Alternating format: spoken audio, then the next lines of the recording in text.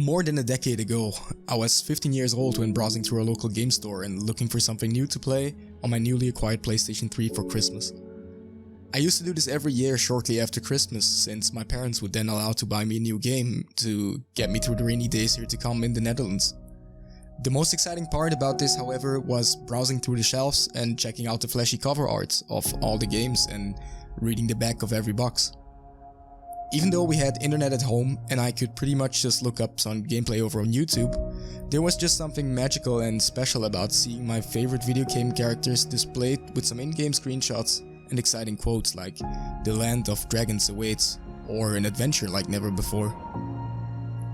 It was on that same day that little me stumbled across a video game titled Demon Souls, a knight in steel armor engulfed by an aura made up of blue smoke on the cover art. The back of the box read, "Unrestricted choice, revolutionary online play, and an ever-changing world." Watch the world around you shift according to the actions of you and your fellow players on the PlayStation Network. Different enemies, items, and events may trigger, leading to very different consequences. I held the game up high and telling my mom that this was the game that I wanted to play.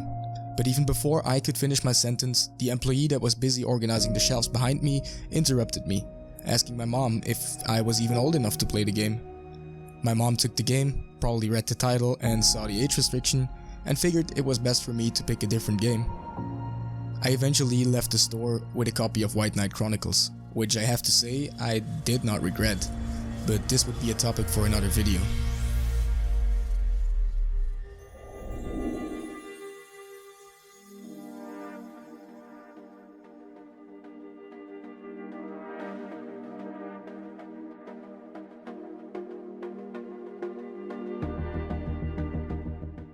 Fact is, I could not get Demon Souls out of my head, and to my biggest surprise, a couple of weeks later, when having a sleepover at my friend's place, he booted up his PlayStation and straight up asked me if I wanted to play some Demon Souls with him. He acquired the game from his brother and smuggled it into his room. It resulted in both of us spending almost the entire night secretly playing and trying to progress the game, although we had no clue of what we were doing, and therefore resulting in us dying over and over again on the same sections of the game.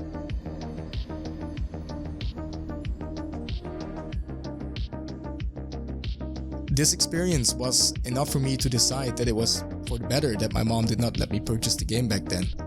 And I figured I wouldn't have liked the game either way. I can tell you already that I could not have been more wrong about anything else. It was then a couple of years later that I found myself back at the game store, browsing through the sections of games that were reduced in price, that I then came across a copy of Dark Souls. Not paying attention, it was from the same developers that previously made the now infamous for its difficulty Demon Souls. I purchased the game. Back at home, I booted it up, played it a little till night, woke up, played it some more, and before I even understood what just happened, it was all over. The credits rolled, and the eerie, somewhat mysterious soundtrack playing in the background made me wonder, did I make all the right choices, or is there even more to this game than that I just witnessed? Days, weeks, months, and hell, even years after this first playthrough, I just could not get the game out of my head. It was back then that my crave for games like this started. And now, over an entire decade later, since my first FromSoft game, I can almost safely say that I've become somewhat of a veteran of the series, having played almost all FromSoft games to date, with some exceptions like the old Kingsfield games. Constantly in search for games that ooze this same vibe, this same sense of wonder that I've come to know and love from the FromSoft titles. So what is it that makes these games so special, so dearly enclosed in my heart? And what is it that makes other games feel so shallow, stale, and limited in every possible way compared to these games? Strap in and hear me out on this one, as this is my analysis of why I think that Dark Souls captured my heart like it did back then, and why it is extremely hard for me to enjoy other games as much as I did with these typical FromSoft games. And at the same time, it is also my final goodbye to the trilogy.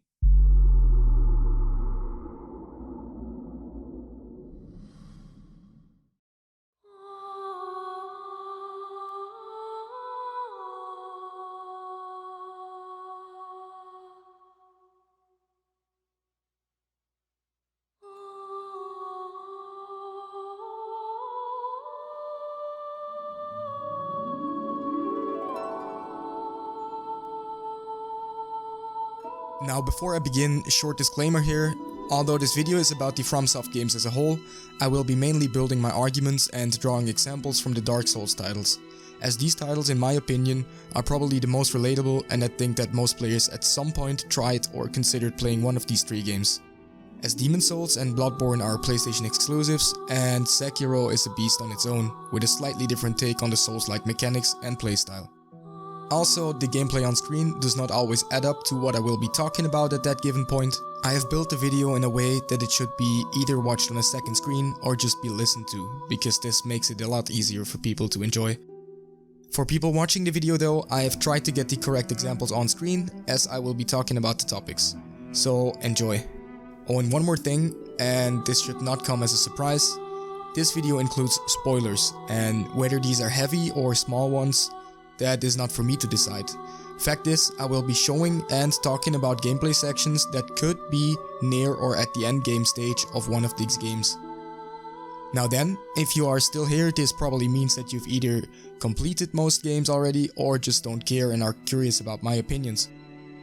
Don't forget, these are my own arguments and statements on why I like the game, and if you don't agree, that's fine, but please keep the comment section peaceful and respect each other's opinions.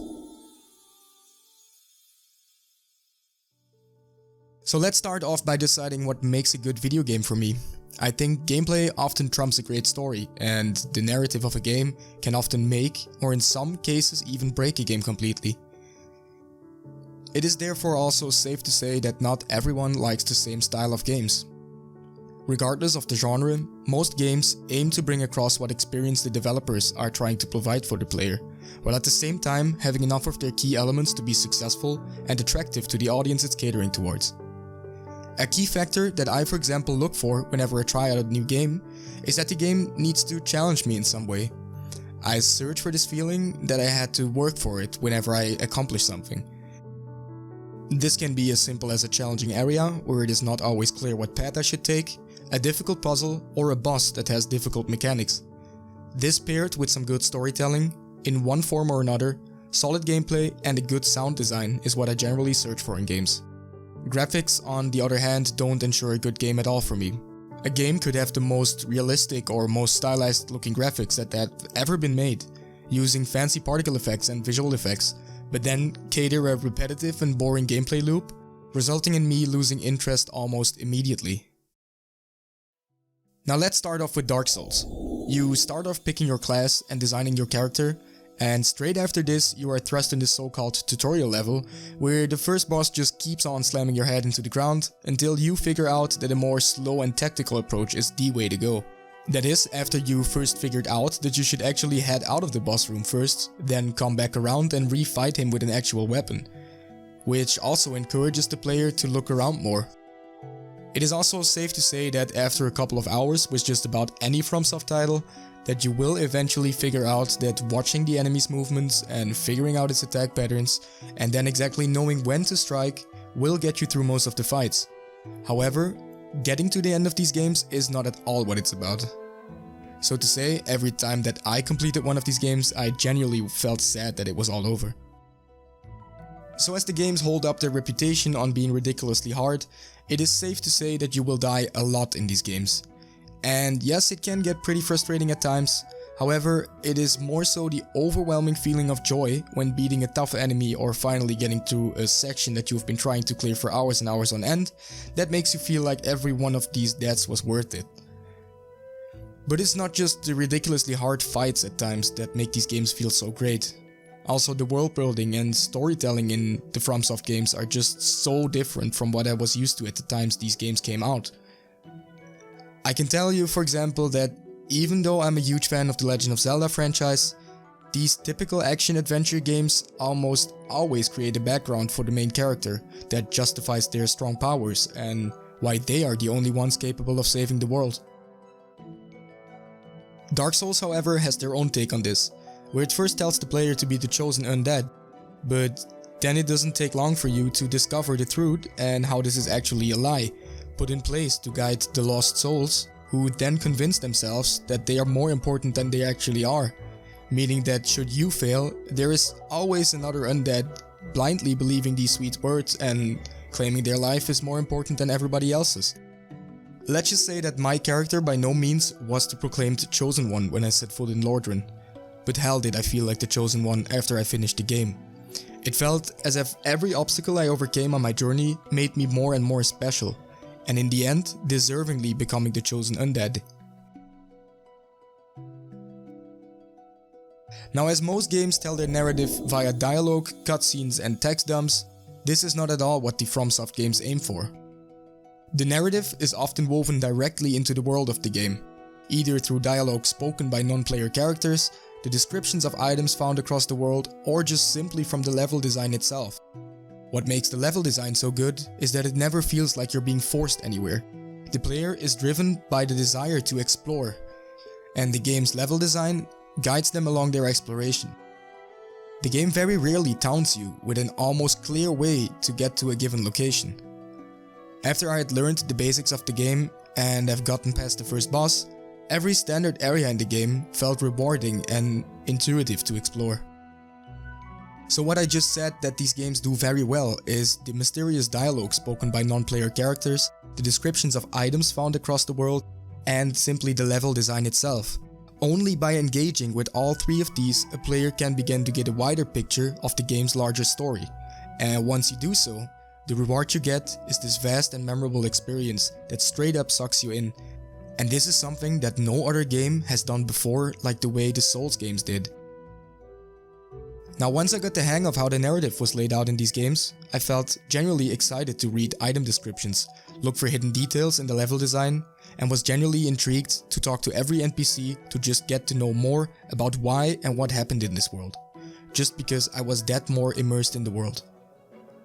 While some of my friends might argue with me about how cutscenes and forced dialogues are better for telling a narrative, and in some cases, yes, I think that's even true, I still think that having to figure out and piece together everything for yourself makes it more memorable in the long term.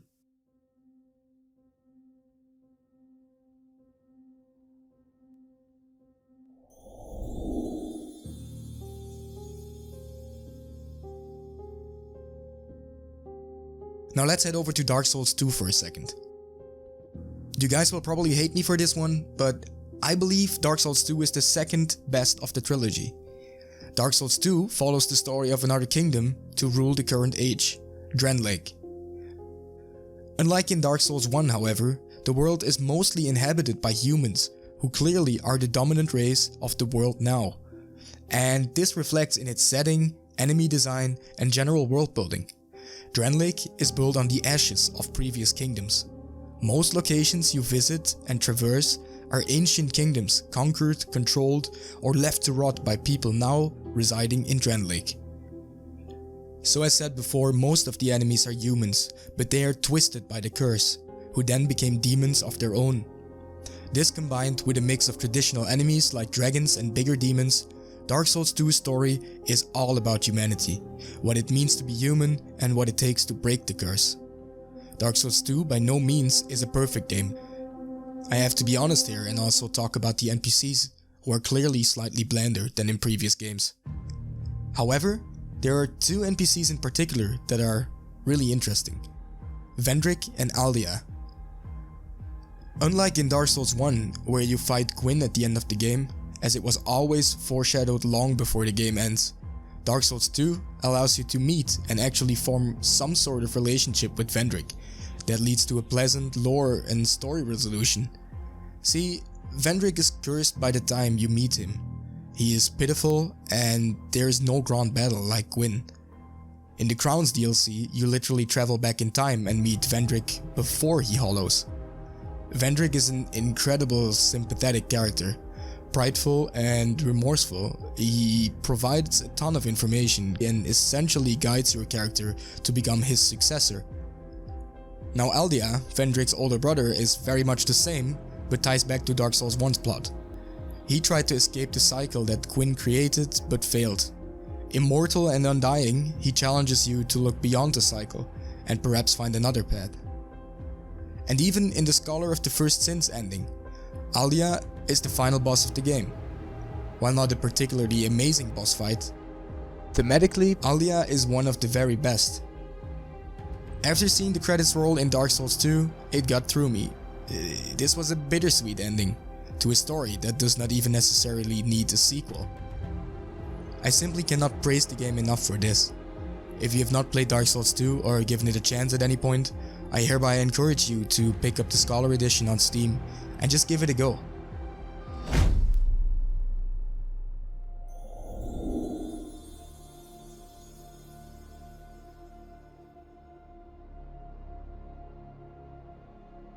Now another thing that FromSoft games also do that in my opinion is something only very few games successfully pull off, is that the actual gameplay elements tie in with the narrative.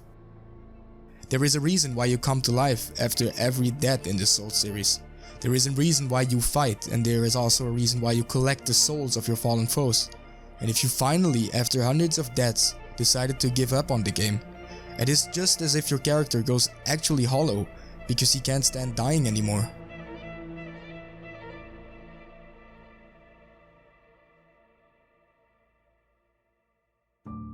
Now I know that drawing a comparison between a Souls game and an MMO is something I should not do, but I could, for example, after 10 years of World of Warcraft, never tell you why I just went ahead and killed 5 boars in the middle of the forest, even if I would have read the large wall of text provided upon accepting the quest, just because it often feels that if you could replace every element of these quests and the experience would simply feel the same.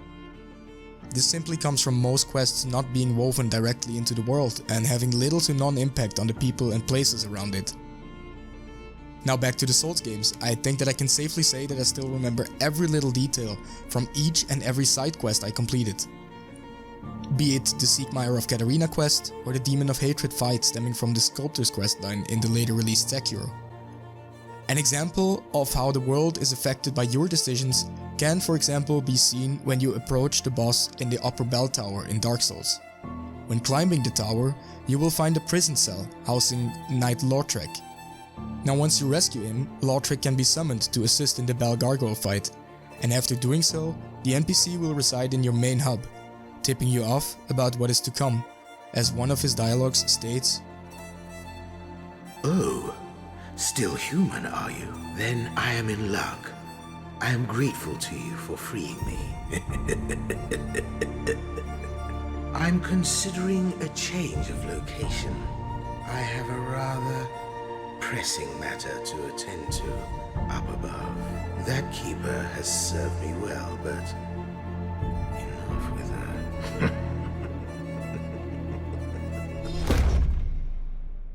Please, forgive me. Forgive me.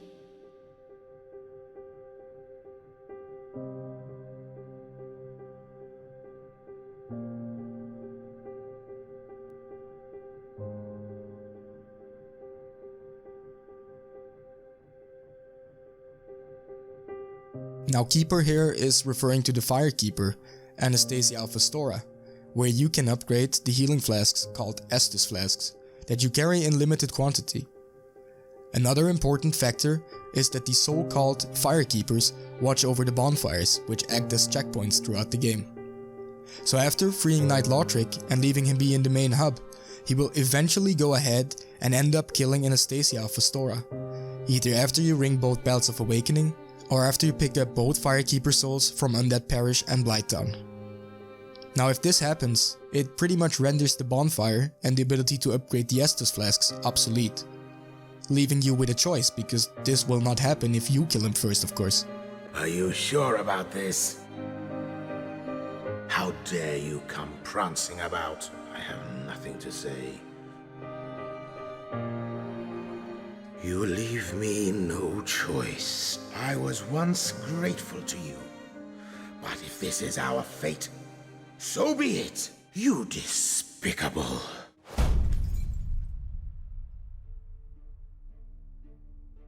Now take another example from Sekiro, Shadows Die Twice. As the name of the game suggests, you can die twice before really being dead. You can die and then resurrect on the spot and die again before the game is really over in most scenarios. The death penalty in Sekiro is that you will lose half of your sen, that's your money, and half of the experience that you've earned towards your next skill point. Unlike Dark Souls and Bloodborne, These lost items aren't dropped on the ground for you to pick up and collect after you die. The XP and Sen are gone forever. This is a rather steep penalty, but one that can be avoided by resurrecting. After resurrecting, you will be unable to resurrect for a short time until you kill a few low tier enemies or until you perform a death blow on a boss or mini-boss. This means that, if possible, players should retreat and rest at Sculptor's Idols, Sekiro's checkpoints that function just like bonfires. This to avoid dying again and suffering these penalties. Another topic I would like to dive into when talking about the FromSoft games, and especially the Dark Souls series. A lot of my friends who have tried the game would argue with me about how the controls are clunky, unresponsive, and the animations don't feel fluid enough. Let me start off by saying that I simply cannot agree that the controls are unresponsive. There is next to no lag between a button press and your character responding. I mean, there is a little of course, but no more than any other action-adventure title I've played. What is perhaps making them feel clunky is being used to other titles, focused more on the hack and slash genre. Taking the weapons for example. Every weapon in Dark Souls to some degree uses what I'd call a risk and reward system, or rather moveset. In these games almost everything is as slow and weighty as you are. It is all about timing and patience rather than reactions and finger dexterity. Almost every animation can be cancelled into a block or roll at any frame. This is what makes the player feel in control, and in stark contrast to a game I've played recently, Kingdoms of Amalur, which had an uncancelable active recovery, where you would very often be in the middle of a sword swing and be forced to eat an attack since your character would be locked into the animation. Then you'd roll 2 seconds later because you've been mashing the roll button the entire time to no avail. The result is that the player becomes frustrated and it feels like he is forced to rely on in-game numbered defenses or attack stats. That is what I would refer to as clunky.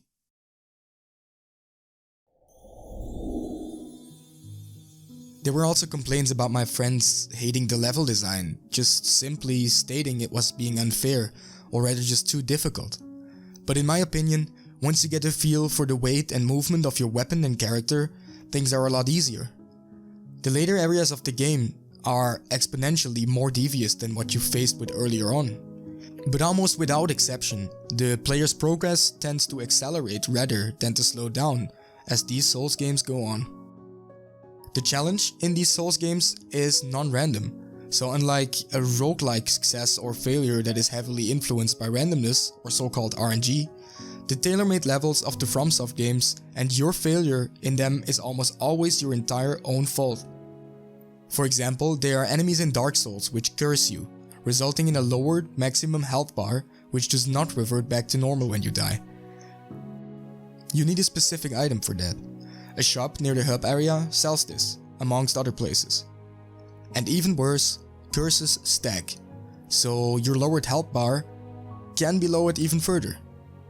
I can therefore see truth in a lot of people complaining that they essentially got stuck because they kept trying to progress without dealing with their curses first. So the point where even the lightest attack of the weakest enemy could kill them. There was no reason they couldn't have gone back and healed the curses, of course. And even though at this point it would be difficult, it is possible to make it back. Point is, it was the player's own fault for not dealing with the curse beforehand. Each failure, however, gives you new information about what not to do for that precise situation, as well as knowledge of the game's general systems that you will encounter more of during your playtime playing the rest of the games. It takes some design elements from older games where mastery is something that comes from both skill and reaction times, but also learning about the behavior of the enemies and the areas they exist in. The Souls games build on this mechanic with their bonfire and Estus flask system. Bonfires acting as checkpoints, and Estus flasks as limited healing items that have a limited number of uses and replenishes at these bonfire checkpoints. The better you master the area between the bonfires, the more Estus flasks you have to fight the boss at the end of the level. Now when you progress in the Souls games, the impact this has on you can be profound. You develop a rhythm of how to progress through an area with your build, which can feel very rewarding. Another reason I enjoy these games so much is that it lets me explore the game world and systems. And I don't just mean explore in the sense of getting to move through a geographical space. I mean it in the sense of getting to test the way mechanics, items and enemies affect each other. How many modern games nowadays tell you exactly what everything does and what you should do with it and where you should be going right now. In Dark Souls, I got to the Firelink Shrine, which acts at the main hub, and I was told to ring 2 bells, one of them high above and the other one far below. Now, you probably heard of this one before, but I decided to try a path that led directly to a cemetery, reasoning that skeletons are very common and a basic enemy in RPG games, and that they were probably the way where I should go. Oh boy, I was wrong. The game didn't tell me this. Instead, it let me spend 20 minutes trying to force my way through this, and it wasn't until I eventually got so good at fighting the skeletons that I could make it to the giant one without being damaged, that I decided to try to go another way. And I know this sounds like it would be very frustrating, and in a way it was, but failure to progress is almost always frustrating. Every time I got a little further with the skeletons before dying, it felt like an achievement. Finding another way to go eventually felt good for the same reason. I had decided to explore and try something new, and it paid off for me. At that point, the simple hollows I had to fight on my way to Undead Burg were no match, since they were generally much slower than the skeletons. And on the same note, coming back to the graveyard loaded with armors and weapons felt great, when I could use the same muscle memory, the same combination of knowing the rules of that area, and now being equipped to handle it properly. This was just immensely pleasuring. Now, by putting a place, difficult but not impossible, for beginners and low-level characters near the beginning, it created a mystery and challenge that sat with me for hours and hours on gameplay.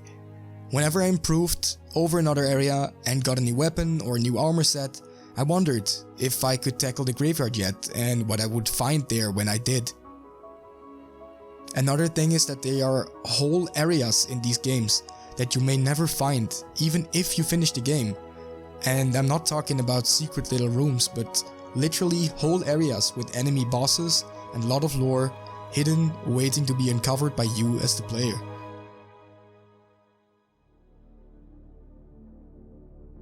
So now that I've talked in general about most of the mechanics present in all of the Souls games, you are probably wondering and noticed that I somehow avoided one game in particular. This game is Dark Souls 3, and let me explain why. While many people don't have Dark Souls 2 high on their list, the change from Dark Souls 2 to 3 was made without them keeping the improvements that Dark Souls 2 actually made over Dark Souls 1. Due to it being designed by another team within the company. My biggest gripe with Dark Souls 3 is simply magic, weapon infusion, variety, viability, and the linearity. There are a ton of weapon models, yet very little actual variety of movesets or weapon arts. For my first playthrough, I used maybe 3 boss souls as weapons, and every other one was turned into souls, including the final boss soul. Katanas are also a good example, because there are 5 katanas of 4 which have the exact same moveset, with a minor change in the aesthetic of the weapon. Infusions for me are way too strict, and the resources for infusing are so scarce that it is hard to have more than maybe 2 to 3 common weapons, 1 unique weapon and maybe 2 boss weapons at max, if you end the game and get lucky. This stifles experimentation and, coupled with the difficulty, pretty much forces you to stick to one weapon for long periods of the time, since an underleveled weapon will do really shit damage. Now, magic in my opinion really feels bad, and there is not really a lot of variety. I made a pure pyromancy, fade and intelligent build in Dark Souls 3 before, and I was shocked at how samey all the spells were and how weak they were for a pure build. For most of the games, up until now, I kind of always went with a pure strength build and used the Ultra Greatsword. But even using the Ultra Greatsword, I cannot help but compare it to the power stancing of Dark Souls 2, and it just feels a bit weak. For most of the game, up until maybe Lothric Castle and the Archives, using a weapon even mostly with pure magic stats was better than casting spells. Pyromancy therefore is still a little bit better because they have comparatively strong spells. The variety of spells, however, is really bad. Fate has like 5 actual offensive spells, and all of them have to be used at point blank range to do as much damage as a sword swing. Intellect has about 10 or so arrow spells, which are all the same but have slight damage and cost differences, with maybe 4 or 5 endgame spells that are almost impossible to hit with due to how fast paced is now the new movement in Dark Souls 3, and the slow casting they simply took over from the other games. The action in Dark Souls 3, however, is fast paced and keeps you on your toes. You have no excuse to not dodge an attack now that you can move so fast and so easily. Playing through Dark Souls 1 and 2 makes you feel sluggish and much easier to hit in comparison to this game. Everyone praises the level design of 1 and 2, but small spaces and thin ledges are, in my opinion, sometimes also really bad design. So many weapons have large animations that will hit walls and leaving you wide open for attacks and fall off a ledge, for example. I get it, you're supposed to be careful and think about movement and be tactical, but that isn't always fun. The first thing a game should be is fun, and otherwise, why even play it?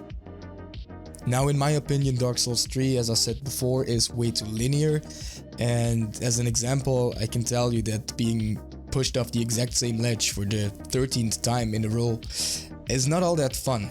This is subjective, honestly, so please note that I think that all of the Souls games are fantastic.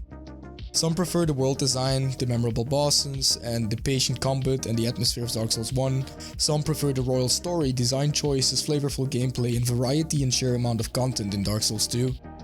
And also people that prefer the fast-paced, fierce combat, gunplay, standalone universe, and design in Bloodborne.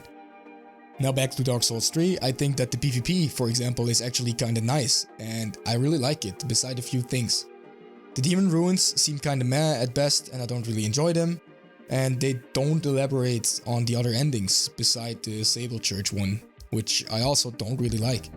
The first DLC is nice because of the area change, but it's very lazy and a bit too easy for my taste. Besides the final boss, which is almost worth to buy the entire DLC for. And if not for that, then just do it for the boss weapon alone.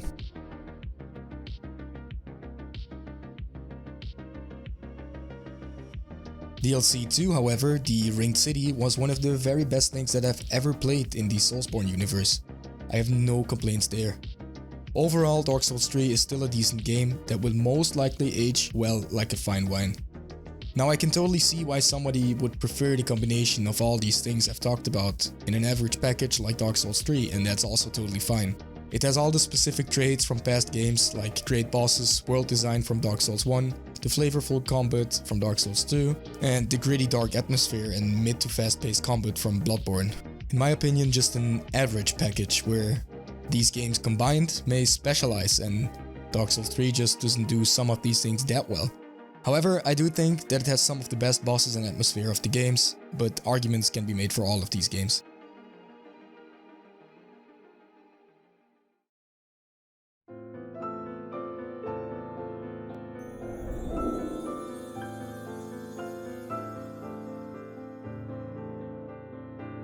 Now let's talk about the music and sound design. So another topic I would have to bring up is the music in these games, and yes, it's just that good. I will probably be spending the next 10 minutes or so talking about it, so if you want to skip ahead, then do so. Now I've been also playing Sekiro, of course, and I have to say that one of my least favorite things about Sekiro in relation to the other games is the music. Although I think it serves its purpose in the game well, for example, the music when playing when you're discovered by enemies, that is really setting the tone to make you feel anxious and stressed out.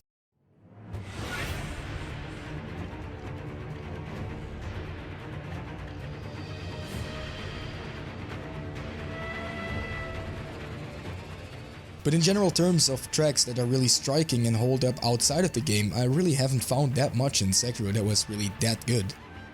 To that end, I really think that, for example, the Majula theme in Dark Souls 2 is one of the better tracks in the series, and it's just so perfectly melancholy and even outside of the game.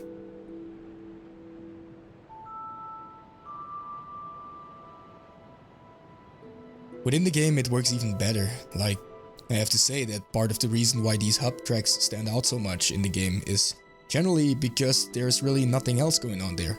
This chill calm in stark contrast to the endless stress going out in the rest of the game. The hub music really takes a foreground role compared to an area track or a boss track.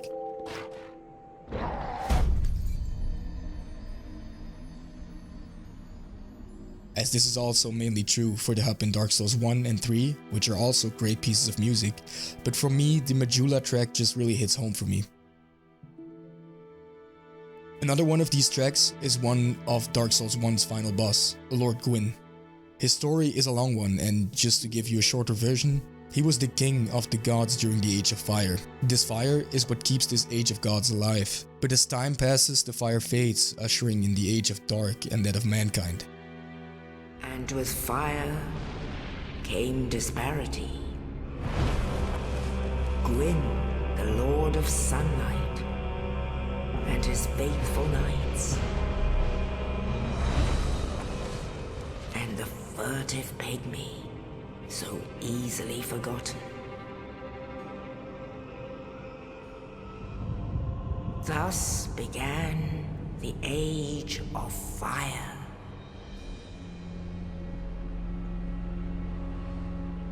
But soon the flames will fade, and only dark will remain.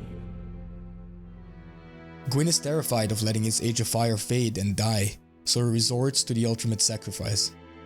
He uses himself and his great soul as kindling for the fire. This keeps the Age of the Gods alive for a while longer, but fire will fade into darkness. Now, when you find him at the end of your journey to extinguish or even preserve the fire, you find a burned hollow version of this once great king of the gods. You find a Lord of Cinders. This song, composed by Motoi Sakuraba, perfectly captures the tragedy of Gwyn. It is an unexpected theme for a last boss of the game, and in stark contrast to the other boss themes, rather calm, but it's fitting for this fight. There are many things about this song that lend to its brilliance and makes it one of the best songs in the Dark Souls franchise in my opinion. Now of course I need to discuss the melody a bit, because it's just wonderful.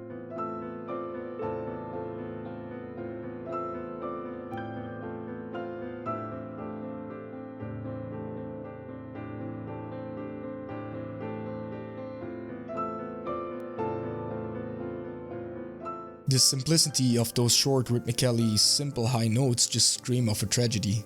The song is a solo piece on the piano, and the player utilizes both extremes of the keys. The right hand plays the sharp dramatic stabs of the melody way up high, and the left hand is playing the moving, rhythmic notes way down low.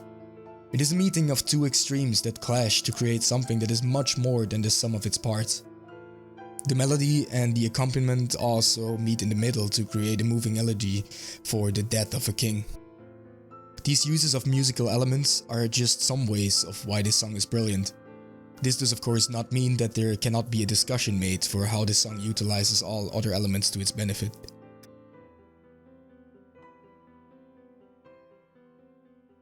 But then there is this moment in Dark Souls 3, like, the song hits so much harder when you've reached the end of this game and encounter the second phase of the Soul of Cinder.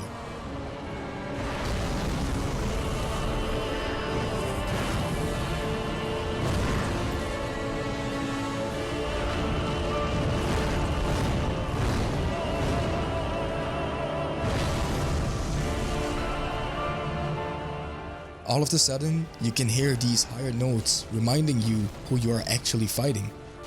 This really took me by surprise and left me with a strange feeling after finally gaining the upper hand and finishing the game.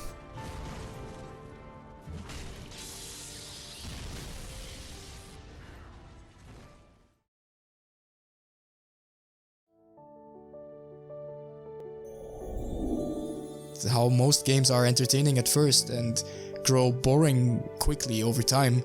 The FromSoft games almost always seem to be the other way around, where people often hate it at first and they don't touch the game for a couple of months, and over time they come back to the game and somehow it clicks and then they fall in love, which I can totally relate to, as it took me multiple play sessions before I knew that I'd found something very special.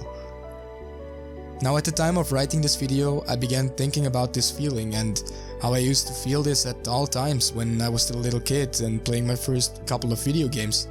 This exact feeling is probably also the thing that got me hooked on so many games.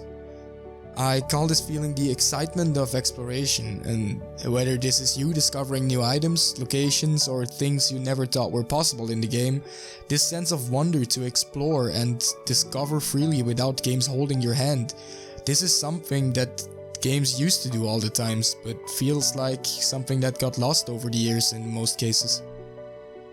The Legend of Zelda Breath of the Wild is a great example of not doing this, and letting you explore and go anywhere you want once you obtain the paraglider in the beginning of the game, not restricting you or holding you back, but just using the world building as a way of telling you that you should not be in this area yet. But then again, without blocking you off by some invisible wall or a story flag that needs to be set first. Now this brings me also to my final point, and that's Elden Ring. It seems that this game checks almost all the boxes for me. Having played the network test, I can safely say that so far I have not been let down by my own expectations so far. Even though I'm really hyping this game and pretty much setting my own expectations sky high. Elden Ring seems to combine all the things I love from the typical FromSoft games, with the open world style of Breath of the Wild, and gives the player almost zero to none restrictions straight off the bat. I therefore simply cannot wait to finally start playing. Now that we are in the release month of the game, and there's pretty much a lot of information leaking out at all times, also Game Informer posting new footage of the game, new areas they have shown, I can safely say that I have not watched this footage, and I will not watch it because now it is only, I think, 19 nights until the game finally comes out, so I think I can just hold back for a little longer and keep my expectations sky high and just go in it blindly and start enjoying the game. And this is it for now. And you are right, I could have talked about 100 more things over the Souls series or FromSoft games as a whole. I could have touched upon Bloodborne and Sekiro more. But these are just the main things that really stuck with me over these years and why I think I really fell in love with these games.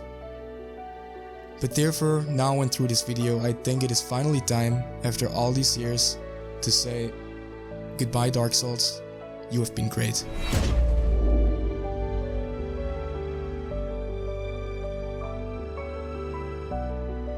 Now if you made it this far into the video, I want to say thank you. This video easily took me over 200 hours to put together, and it would really mean a lot to me if you would have enjoyed it. I plan on releasing more and more content as soon as Elden Ring comes out, and hope to maybe even complete a couple of challenge runs. If you're in for these kind of things, then please feel free to consider subscribing, as this would support the channel a lot. But for now, I will retreat and go dark completely. Since some outlets already got their hands on the game and don't shy away from spoiling us, with only a couple of days remaining before the actual release, I would really feel sad on getting a trivial piece of information spoiled for a game that I've hyped since it was first announced and waited this long for its release. So then again, from the bottom of my heart, I want to say thank you, and I hope to see you around.